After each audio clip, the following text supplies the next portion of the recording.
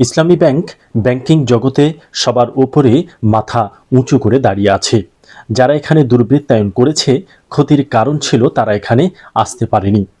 গ্রাহক সেবা মাস উপলক্ষে পাটগ্রাম ইসলামী ব্যাংক কার্যালয়ে আয়োজিত অনুষ্ঠানে এসব কথা বলেন ইসলামী ব্যাংক পিএলসি রংপুর জোন প্রধান মতিউর রহমান।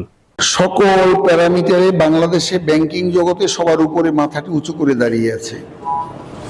যারা এখানে ইতিপূর্বে দুর্বৃত্তায়নের কাজ করেছে, এই ব্যাংকটির জন্য অনেক বড় ক্ষতির কারণ ছিল, তারা এখানে আসতে পারে না, ইনশাল্লাহ পারবেও না। তবে আপনাদের ব্যাংক আপনাদেরই আছে, আপনাদেরই থেকে গেল। আপনারা এটা ওন করেন, আপনারা ইনশাল্লাহ করবেন।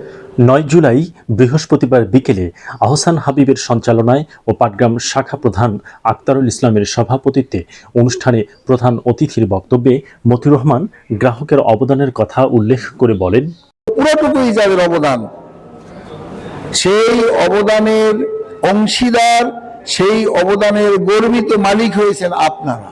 তাহলে এই প্রতিষ্ঠানটাকে, এই জায়গাটাকে ফুলে ফলে সুশোভিত করার জন্য, এটাকে অর্থবহ করার জন্য, এই জায়গাটাকে অত্যন্ত গুরুত্বপূর্ণ এবং দামি হিসেবে মূল্যায়ন করার জন্য যাদের অবদান, তারা আপনারা।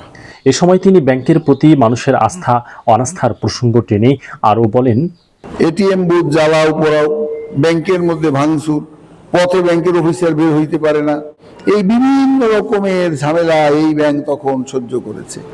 বাংলাদেশ ব্যাংকের সম্মানিত নির্বাহী পরিচালক জনাব জহির হোসেন স্যারকে যখন দায়িত্ব দিয়েছে, পরের দিন থেকে আলহামদুলিল্লাহ একটা সুন্দর পরিবেশ বিরাজ করছে। সমস্ত গ্রাহকরা আস্থা ফিরে পেয়েছে, আবার আগের জায়গাটিতে ব্যাংকটি চলে এসেছে।